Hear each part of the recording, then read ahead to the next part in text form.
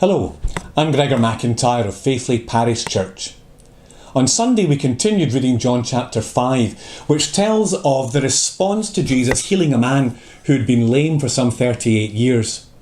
We learned the opposition was not just to an idea Jesus had, but was to him. He was threatened with death. So we must take not just that threat seriously, but also the response Jesus makes to his accusers. He tells them, "I tell you the truth, whoever hears my words and believes in him who sent me has eternal life." Right there is good news, because it tells us we will not get to the gates of heaven and find there an angel or even St. Peter ready to weigh our vices against our virtues, or compare the list of merits and demerits to see whether we deserve to get in. It's much simpler than that.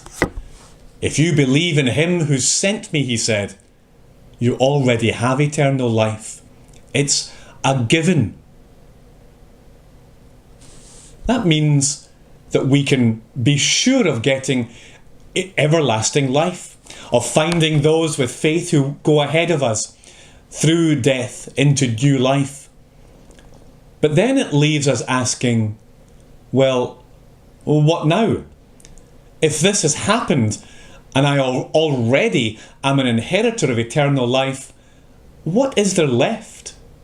Well, what's left is to live for Jesus, trusting in him, trusting in the Father who sent him. Jesus tells us he does what the Father does. Now that inflamed some who heard him. But if he copied what the Father does, we have to copy what Jesus does. He is our example. So, get up and go and love. Go and be merciful. Go and be generous and patient.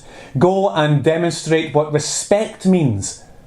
Go and live the kind of life that Jesus did, that was courageous and compassionate, sensitive, and it always stuck to giving the Father glory through his obedience. Now, do that every day. Do that, and you will know that your great joy is waiting for you after the fabulous opportunity we have to serve him, who faced the threats of life and death and never turned away from telling the truth. Many blessings.